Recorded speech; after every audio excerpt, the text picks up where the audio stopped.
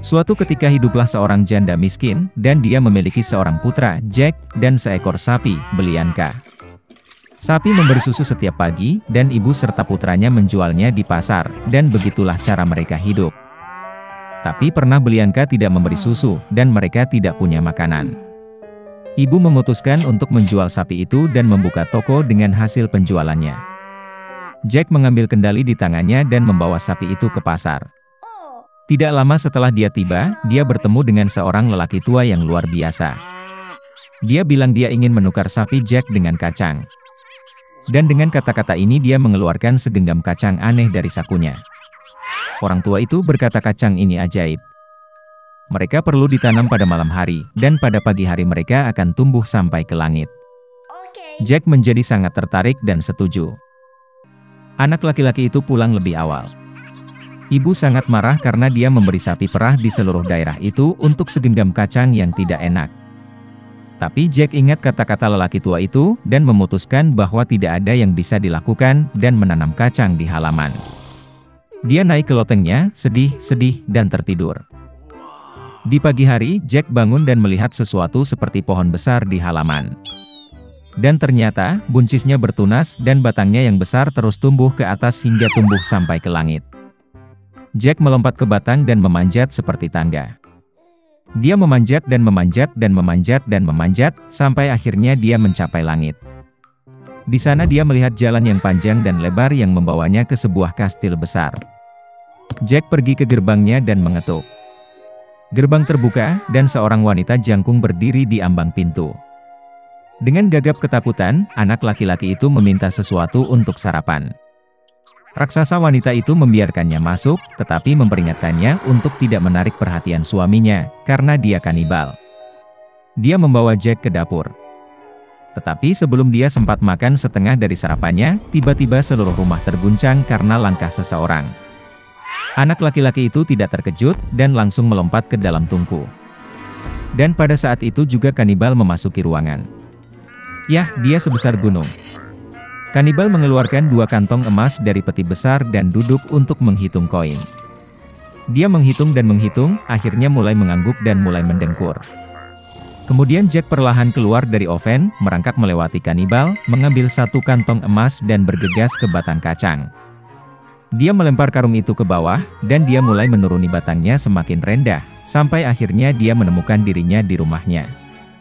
Jack memberitahu ibunya semua yang terjadi padanya, dan menyerahkan sekantong emas padanya. Mereka mulai hidup dari uang yang ada di kantong. Namun akhirnya karung itu kosong, dan Jack memutuskan untuk mencoba peruntungannya sekali lagi di puncak pohon kacang. Suatu pagi yang cerah, dia bangun pagi dan memanjat pohon kacang. Istri pemakan pria itu berdiri di ambang kastil besar. Dia berkata bahwa dia tidak akan mengizinkannya masuk, karena terakhir kali suaminya kehilangan sekantong emas. Tapi bagaimanapun juga, dia merasa kasihan pada bocah malang itu, dan membiarkannya masuk ke kastil. Tiba-tiba langkah kaki raksasa terdengar, dan Jack kembali bersembunyi di tungku. Kanibal masuk dan menyuruh istrinya untuk membawa ayam betina yang bertelur emas. Raksasa wanita membawanya, dan Ogre memerintahkan ayam untuk bertelur, dan dia meletakkan telur emas. Raksasa yang senang itu mulai mengangguk dan mendengkur.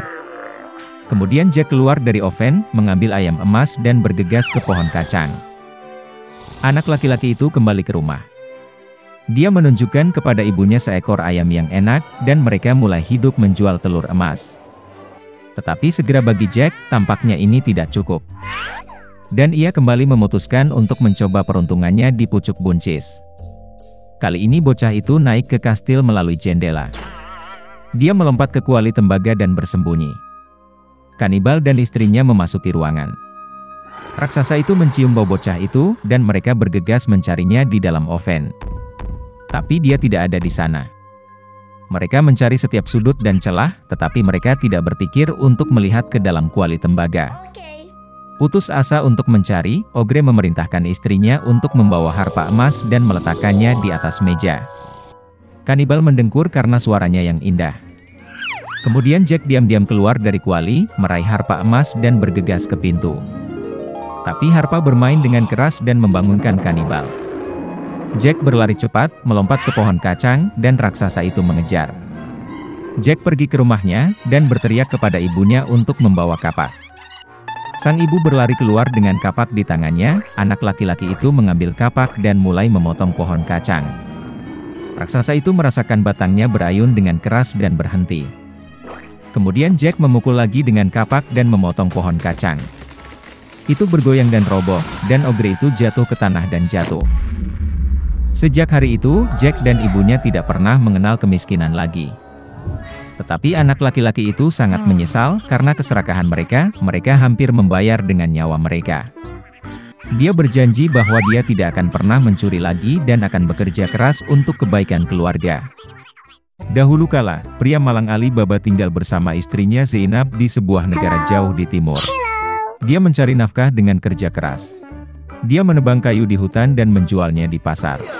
Suatu ketika, saat bekerja, Ali Baba memperhatikan bahwa seluruh detasemen penunggang kuda sedang berlari ke arahnya. Karena takut, dia memanjat pohon dan bersembunyi di dedaunan. Para pengendara berhenti di bawah pohon dan mengambil karung-karung penuh emas dari kuda-kuda itu. Tepatnya 40 orang, dipimpin oleh kepala suku Hasan yang bermata satu. Ali Baba langsung menebak bahwa mereka adalah perampok yang telah kembali dengan mangsanya. Sementara Ali Baba gemetar ketakutan, kepala suku mendekati batu di dekatnya dan membisikkan mantra. Tiba-tiba sebuah pintu besi yang tidak mencolok yang ditumbuhi rumput, terbuka di atas batu. Para perampok memasuki gua, menyembunyikan semua emas yang dicuri di sana, mengambil tas kosong dan kembali ke hutan. Setelah memastikan tidak ada perampok, Ali Baba turun dari pohon. Dia pergi ke pintu rahasia dan membisikkan mantra yang dia dengar dari kepala suku. Pintu terbuka. Ali Baba melihat gua besar yang penuh dengan emas, perak, kain mahal, dan berlian. Ali Baba melihat sekeliling, dengan cepat mengambil 2 kantong emas, memasukkannya ke keledai dan bergegas pulang. Kembali ke istrinya, Ali Baba menunjukkan padanya karung emas. Gembira melihat kekayaan itu, mereka mulai menghitung koin. Tetapi pasangan itu tidak berhasil, karena terlalu banyak koin. Uang itu seharusnya diukur dengan cangkir khusus, tetapi Ali Baba yang malang tidak memilikinya. Kemudian Zainab memutuskan untuk mengambil piala dari saudara kaya Ali Baba, Kasim. Kasim sendiri terbakar rasa ingin tahu. Dia tidak mengerti mengapa pengemis Ali Baba membutuhkan gelas ukur untuk emas. Oleh karena itu, dia mengolesi dasar mangkuk dengan madu untuk mengetahui dengan tepat apa yang akan diukur oleh pasangan tersebut. Ketika Ali Baba mengembalikan mangkuk itu, Kasim memperhatikan bahwa koin emas telah menempel di madu di dasar. Ia menyadari bahwa Ali Baba menyembunyikan kekayaan darinya. Kemudian Kasim mendatangi saudaranya dan mengancam akan memberitahu raja tentang dia jika Ali Baba tidak mengatakan yang sebenarnya. Ali Baba yang ketakutan memberitahu Kasim tentang para perampok, gua, dan bahkan tentang mantra yang membuka pintu rahasia. Pagi harinya Kasim membawa 10 ekor keledai dan menuju ke gua. Setelah merapal mantra, dia masuk ke dalam. Kekayaan yang tak terhitung dari tembolok itu membuat Kasim pusing. Dia menari untuk waktu yang lama di antara emas dan batu mulia, mengisi tasnya dengan koin. Tiba-tiba terdengar suara kaki kuda di luar pintu. Para perampok telah kembali. Kasim mencoba bersembunyi di balik karung emas, tetapi perampok menemukan, mengikat dan menculiknya. Kepala suku bermata satu itu segera menyadari bahwa Kasim bukanlah satu-satunya yang mengetahui tentang tembolok di dalam gua. Kemudian perampok pergi ke kota dan mengetahui bahwa Ali Baba tertentu sebelumnya adalah orang miskin, dan sekarang tiba-tiba menjadi kaya. Ataman mengikuti Ali Baba pulang dan menandai pintunya dengan salib hitam untuk datang pada malam hari dan membalas dendam. Sore harinya, istri Ali Baba pergi ke taman untuk menyirami keledai. Dia melihat salib dan segera menyadari bahwa tanda ini tidak baik. Kemudian dia melukis salib yang sama di semua rumah tetangga. Pada malam hari, para perampok kembali dan melihat bahwa semua pintu telah ditandai dengan salib hitam. Mereka tidak dapat menemukan rumah Ali Baba. Rencana mereka gagal. Keesokan harinya, kepala suku menggantungkan 40 kendi besar di atas keledai, menyembunyikan para perampok di dalamnya dan berangkat ke kota. Di pasar, dia berpura-pura menjual mentega, dan dia sendiri kembali melacak Ali Baba. Saat hari gelap, kepala suku mengetuk rumah Ali Baba. Perampok itu meminta untuk bermalam, dan sebagai gantinya menawarkan untuk memberikan 40 kendi besar minyak. Dan Ali Baba setuju. Dia dengan ramah menerima kepala suku, dan bahkan diizinkan untuk membawa keledai ke halaman. Saat menyiapkan makan malam untuk seorang tamu, istri Ali Baba memperhatikan bahwa mereka baru saja kehabisan mentega. Kemudian dia pergi ke halaman untuk mengambil minyak yang dibawa tamu mereka.